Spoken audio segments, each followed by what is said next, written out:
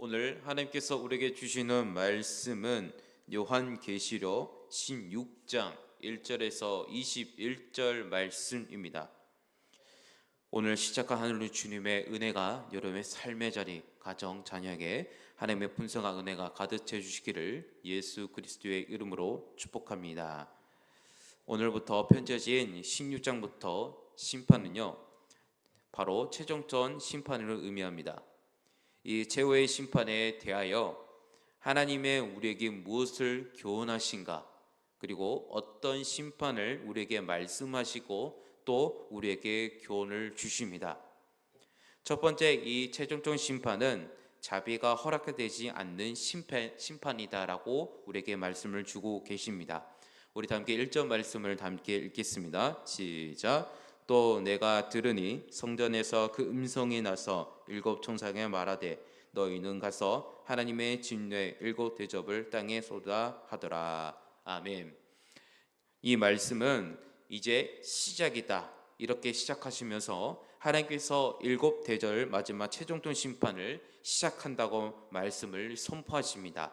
이어서 2절에서 4절 말씀을 그리고 8절 말씀을 제가 읽어드리겠습니다. 첫째 천사가 그 대접을 땅의 소돔에 짐승의 표현을 받는 사람들과 그 우상에 경배하는 자들에게 악하고 독한 종기가 나더라. 둘째 천사가 그 대접을 받아 소돔에 받아가고 죽은 자의 피같이 되니 바다 가운데 모든 생물이 죽더라. 넷째 천사가 그 대접을 강과 물 근원의 소돔에 피가 되더라. 8절 말씀입니다. 넷째 천사가 그 대접을 해의 소돔에 해가 권세를 받아 불로 사람들을 태우니. 아멘. 이 말씀에 오면 계속해서 영선적으로 심판이 마구마구 심판이 일어나는 것을 볼 수가 있습니다. 일곱 나팔의 심판과 똑같습니다. 땅에서 쏟아집니다. 바다에서 쏟아집니다. 강과 물과 근원에서 쏟아집니다. 더 나아가 해에서 쏟아집니다. 그리고 대기, 온 우주를 계속해서 마구마구 쏟아집니다. 그런데 이 심판 앞에서 있었던 심판과 다른 것, 앞에서 있었던 심판은 일곱인 심판과 일곱 나팔 심판은 심판이긴 하지만 그 특징이 무엇이냐 하면 은혜와 자비였습니다. 일곱이면 하나를 뗄 때마다 성도들에게 아픔과 고난이 있었지만 우리 하나님께서는 이 세상에 살고 있는 성도들을 보호하셨습니다. 인치셨습니다.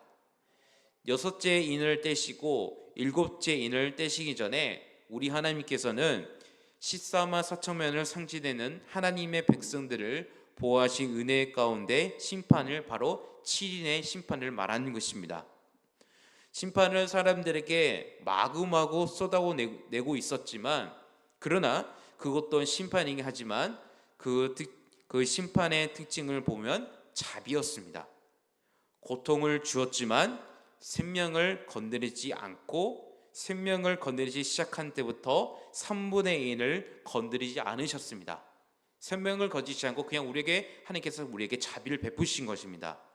그런데 오늘의 말씀을 보면 오늘의 심판은 오늘 읽은 것처럼 첫째 천사가 대접을 쏟아보니 어떻게 되나요, 여러분?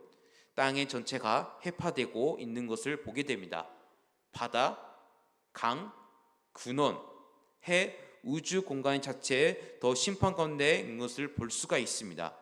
그러니 최종적 심판은 하나님의 자비가 허락되지 않는 심판이다라고 우리에게 보여주고 있습니다. 두 번째 특징은 회개가 허락하지 않는 심판입니다. 하나님의 자비가 허락되지 않는 것도 참 무서운 심판이지만 그러나 더 무서운 것은 회개가 허락되지 않는 심판을 우리에게 보여주고 있습니다. 마구마구 쏟아지는 무서운 심판이기 때문에 여기서 이런 심판 가운데 자들이 만땅히 나타나야 하나님께서 회개하고 그리고 두려움이 있습니다.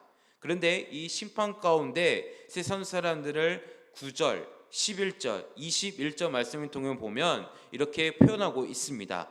한번 우리 9절, 11절, 21절을 다 함께 읽어보겠습니다. 시작. 사람들이 크게 태움에 태워진지라 이 재앙들을 행하는 권세를 가지신 하나님의 이름을 비방하며 또 회개하지 아니하고 주께 영광을 돌리지 아니하더라. 11절입니다. 아픈 것도 종교로 말미암아 하늘의 하나님의 비방하고 그들의 행위를 회개하지 아니하더라. 또 무게가 한 달란트나 되는 큰 우박이 하늘로부터 사람들에게 내림에 사람들이 그 우박의 재앙 때문에 하나님이 비방하니 그 재앙이 심히 큽니다. 아멘. 이제 하나님께서 지금 심판하고 계심에도 불구하고 이들은 어떻게 행동을 하고 있나요? 절대 회개를 하지 않습니다. 왜 회개하지 않을까요? 우리 출애굽을 돌아보면 바로의 모습을 찾아볼 수가 있습니다. 여기까지 재앙의 바로는요, 자신을 너무너무 완강하고 완고의 마음을 가지고 있었기 때문에 하나님의 주신 그 재앙, 그러고도 경고이고 돌아오라 신호였던 그 가운데 그 간파카 때문에 회개하지 않습니다. 그러나 여기서 간파카에서 회개하지 못했던 이유는 하나님께서 바로에게 은혜를 베푸시지 않으셔서 회개를 안 했다고 우리 볼 수가 있습니다. 이와 같이 많은 사람들은 많은 고통과 심판을 겪고 있지만 고통스러워하면서 여전히 회개하지 않고 하나님을 비방을 했습니다. 애굽의 10가지 재앙의 의미는 하나님께서 악의 세력을 산정하는 애굽을 심판하시고 그의 백성들을 구하는 구원의 의미를 담겨 있는 말씀입니다. 마찬가지로 재앙의 의미도 하나님의 백성들은 어떤 어려움 속에서도 하나님을 믿고 따르면 반드시 승리하는 줄로 믿습니다. 5번째 그리고 6번째 그리고 천사 그것을 대접의 심판을 계속해서 보여주고 있습니다. 5번째에서 7째 대접에서는 사탄의 세력을 정하려는 모티브 유도를 계속해서 강조하고 있습니다. 5 대접은 짐승의 왕자에서 쏟아진 이를 바벨론 중심부터 드디어 타격이 가해진 것으로 볼 수 있습니다. 하지만 이 장면에서는 재앙의 양상보다 심판에 받는 재앙이 두드러집니다. 10절과 11절 말씀을 다 함께 읽겠습니다. 시작. 또 5째 천사가 그 대접을 짐승의 왕장에 쏟으니 그 나라에 곧 어두워지며 사람들이 아파서 자기 혀를 깨물고 아픈 것과 종교로 말미암아 하늘의 하나님을 비방하고 그들의 행위를 회개하지 아니하더라. 아멘. 사탄의 저항은 6째 대접과 7째 재앙 후에 계속해서 됩니다. 6째 대접이 쏟아지고 유브라테스 강에 마르자 사탄의 세력은 이를 저항의 기로를 삼습니다.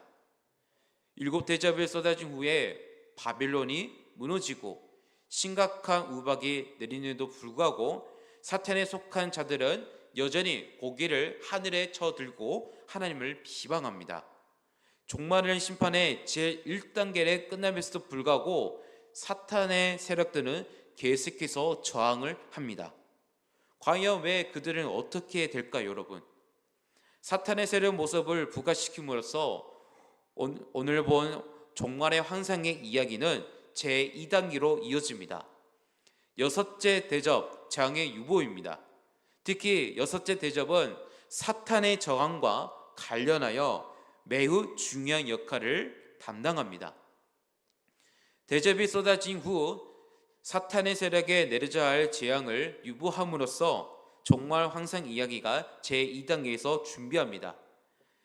6째 천사가 큰 강에 대접을 쏟자 오늘 말씀 본 것처럼 강물이 다 말라서 벌판이 됩니다. 그렇게 해서 동방의 왕들이 건널 수 있는 길을 마련이 됩니다. 그리고 더 나아가 동시에 용과 짐승과 거짓 선지자에게 그리고 나온 귀신의 영들은 천하의 왕들의 야마게돈에 소집하여 하나님을 대항해서 싸울 준비를 하고 있습니다. 이처럼 사탄의 세력이 총집결을 하고 있지만 이 장면에서 아무런 재앙도 서술되지 않습니다. 우리 13절 말씀에 보면 짐승, 거짓 선지자 단어가 나옵니다. 여기서 짐승이란 바다에서 올라온 짐승을 말하게 되고 거짓 선지자는 땅에서 올라온 짐승을 나타냅니다. 땅에서 올라온 짐승은 사람들로 하여금 바다에서 올라온 짐승에게 경배하도록 강요하는 역할을 말합니다. 곧 황제를 숭배하는 제정하고 시행하는 종교적 역할 때문에 거짓 선지자를 부르는 것입니다. 사탄의 유사 삼일체 이론은 이 셋은 요한계시록 12절에서 13절에 함께 등장한 자두로 예수님의 재림 후에 함께 처단될 것입니다. 유브라테스 강의 마름은 이내 동방의 왕국은 왕들의 이동할 수 있는 길을 준비되고 용과 짐승과 거짓 선지자는 서쪽에 있는 야마게돈을 동방의 왕들을 포함한 천하의 모든 왕들을 소집을 합니다. 종합하면 여섯째 대접은 동과 서를 흩어져 있는 사탄의 모든 세를 한 곳에서 지켜갈 수 있도록 길을 열어주시고 심판의 자리로 유의하는 역할을 말하는 것입니다. 이에 같은 방식으로 종말 심판 이야기 제2단계에서 이어질 최후의 심판을 준비합니다. 최후의 심판은 바벨론 배후에 숨어서 영적 음행을 강요했던 용과 짐승과 거짓 선지자 및 그들을 따르던 사탄의 세력을 향하는 것을 말합니다. 예수님께서 재림하시며 이들을 친히 다루실 것입니다. 그러나 많은 민족, 많은 사람들을 하나님을 대항을 할 것입니다. 비방할 것입니다. 어찌 보면 사탄에 대한 관리가 허술하여서 그들을 놓친 것처럼 보일 수가 있습니다. 그러나 모든 일은 사탄의 장당들이 스스로 함께 모여 심판을 받으러 나오게 만드신 하나님의 계획에 따라 이루어질 것입니다. 하나님을 거역하고 대항하는 악한 사들을 호연하신 것은 하나님께서 사탄의 심판하는 한 방법으로 볼 수가 있습니다. 이처럼 여섯째 대접 대장은 종말의 심판 제2단계 이후에 유보됩니다. 즉 종말 환상의 이야기 제2단계 전체가 여섯째 대접의 재앙을 완성하는 것을 볼 수가 있습니다. 그러면서 두 단계가 환상의 이야기 중심 줄거기 전체가 하나의 큰 두루마리가 되는 것입니다. 이제 드디어 세계 7주중의 가운데 마지막 7 대접이 쏟아집니다. 7 천사가 대접을 공중을 쏟아주자 선전에 있는 하나님의 보좌로부터 이렇게 표현하고 있습니다. 되었다라고 음성이 들립니다. 이 종려 서원에는 그리스도 동사 3위치 단수 원령으로 사용됩니다. 요한계시록 21장 6절에 나오는 둘째 종려 서원은 같은 동사로 3인칭 복수 완료를 쓰고 있습니다. 이 두 종류의 서원은 두 개 열린 하늘의 장면, 함께 요한계시록 종말 환상의 이야기를 두 단계로 구성합니다. 종료의 서원 후에는 하나님의 태몽하기 들려옵니다. 번개, 음성과 우레소리 들리면서 사람들의 땅 위에 살아온 이래 아무것도 겪지 못했던 큰 지진이 일어납니다. 그리고 더 나아가 큰 우박이 하늘에서 떨어집니다. 이 부분은 요한계시록에서 하나님의 태몽하기 들려오는 마지막 장면입니다. 소리와 함께 큰 바벨론은 세 갈로 갈려지고 바벨론 지배했던 디베츠원 만군의 성도 함께 무너집니다. 그 바벨론은 하나님의 진노에 포도의 잔을 받아 모두의 섬에 소멸되고 삶도 발견할 수 없게 되고 더 나아가 무게 한 달 되는 육박하는 우박이 하늘에서 떨어집니다. 이런 심판들을 계속해서 21절 통해 쭉 우리에게 보여주는 심판의 말씀입니다. 그러나 우리에게 보여준 이 무서운 심판이 보여주셨지만 하나님이 심판하신 그 최후의 심판은 그런 심판이 아니라 하나님의 거역한 세상 사람들과 회개하지 않는 사람들과 그들을 털을 잡고 있는 그 땅의 모든 흔들리게 되는 그런 심판이지, 시온의 털을 잡고 있는 하나님의 백성으로서 영적의 예루살렘에 발을 붙이고 있는 우리들에게 흔들리는 그런 심판이 아니더라라고 우리에게 이렇게 말씀해 주고 있는 오늘 말씀입니다. 그러므로 이 심판을 보았을 때 두려워하지 마시기를 바랍니다. 최후 심판은 우리를 주기 위해서 오는 것이 아니라 회개치 않는 세상을 향한 하나님의 의로운 심판을 말하는 오늘의 말씀입니다. 그러므로 우리가 이 말씀을 통해서 어떤 삶을 살아야 될까요? 다 함께 우리 15절 말씀을 다 함께 읽겠습니다. 시작. 보라, 내가 도둑같이 오리니 누구든지 깨어 자기 옷을 지켜 벌거벗고 다니지 아니하며 자기의 부끄러움을 보이지 아니한 자가 복이 있도다. 아멘. 이 말씀에 보면 이날은 세상 사람들에게 최종 심판이지만 우리들에게는 자기의 옷을 지켜 벌거벗지 않고 하나님 앞에 짐승의 표를 받아 엎드리거나 하나님을 거역하지 않는 자에게 복이 있느니라고 말씀하시면서 내가 도둑같이 오리니 라고 말씀하시면서 어떻게 준비하라고 말씀이 나오고 있나요? 하나님이 오실 하나님의 하실 심판을 준비하라고 우리에게 말씀하신 것입니다. 즉 이날은 지금 현재 살아온 우리가 하나님의 백성답게 살기 위한 심판을 우리에게 말씀하신 것입니다. 미래마 있을 우리를 두렵게 할 그런 심판에 대하여 하나님께서 겁을 주시는 그런 말씀이 아니라는 것을 우리에게 말씀하신 것입니다. 사랑하는 성도 여러분, 지금 모든 교회를 둘러보면 그리고 세상을 보면 종말의 분위기가 나는 듯합니다. 2024년에 저물은 것만큼 이제 반이나 며칠이 남지 않았습니다. 그만큼이나 역사에 마저도 가까이 왔다고 주님께서 우리에게 말씀하고 계십니다. 하루가 청년 같고 천년이 하루 같으신 구분이지만 그러나 지금 상황에서는 이제 거의 다 왔습니다. 우리는 어떤 삶을 살아야 될까요? 다 이루었다. 말씀하신 그분이 우리를 구원만이 아니라 심판을 이루신 것을 확신하면서 두려움을 다 버리고 자기 옷을 지켜 거룩한 하루를 살아가라고 우리에게 이렇게 말씀하고 계십니다. 그렇게 살아간 여러분 되시길 간절히 소망합니다. 또한 하나님의 거룩한 백성답게 우리의 삶을 적용하면서 오늘 주일 가운데 더욱더 은혜 받고 귀한 시간을 보내는 여러분 되시길 간절히 소망합니다. 하나님을 의지하면서 주님께 나아가는 여러분 되시기를 예수 그리스도의 이름으로 축복합니다. 기도하겠습니다. 우리 다 함께 기도하실 때 하나님의 심판하면서 끝까지 완악하고 회개하지 못하며 하나님을 비방한 자들의 모습이 우리들의 되지 않을까 두렵습니다.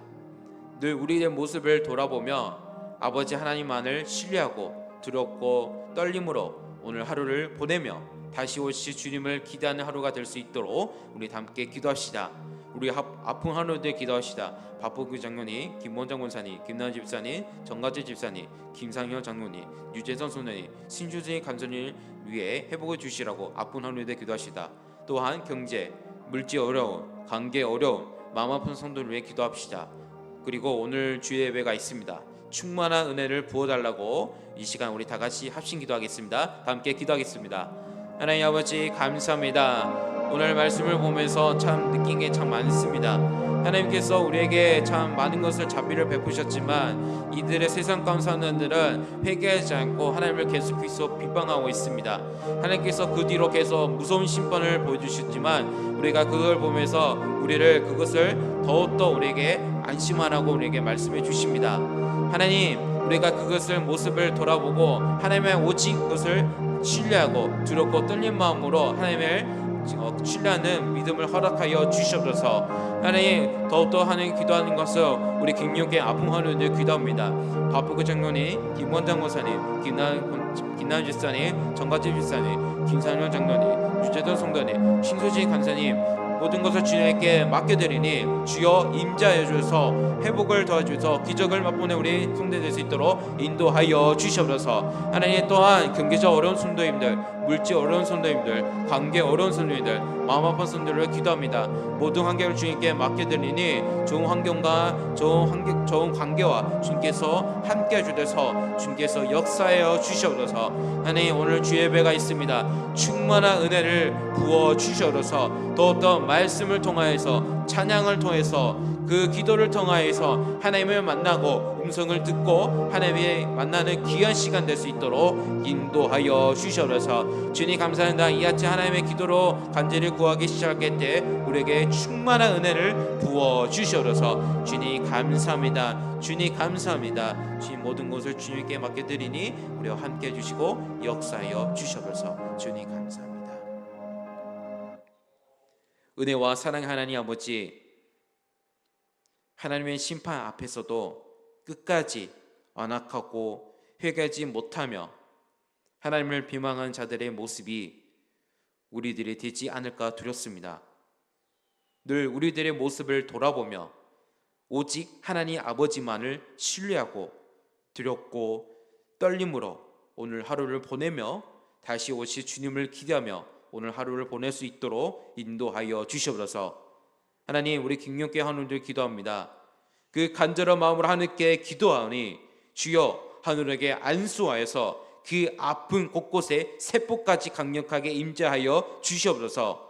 경계적, 마음 아픈 상처, 관계 어려움, 물질 어려움을 하나님께 간절히 기도합니다. 주님께서 그 어려운 문제를 해결해 주시고 하나님의 은혜를 맛보며 하나님의 거룩한 백성으로 살아가는 성도님 될 수 있도록 인도하여 주시옵소서. 성령 하나님, 우리와 함께 하셔서 오늘 이 아침 기도로 간절하게 구하기 시작할 때 기쁨으로 살아가는 주의 종들이 될 수 있도록 인도하여 주시고 역사해 주시고 축복하여 주시옵소서. 감사드리며 지금도 살아계신 예수 그리스도의 이름으로 기도드립니다. 아멘.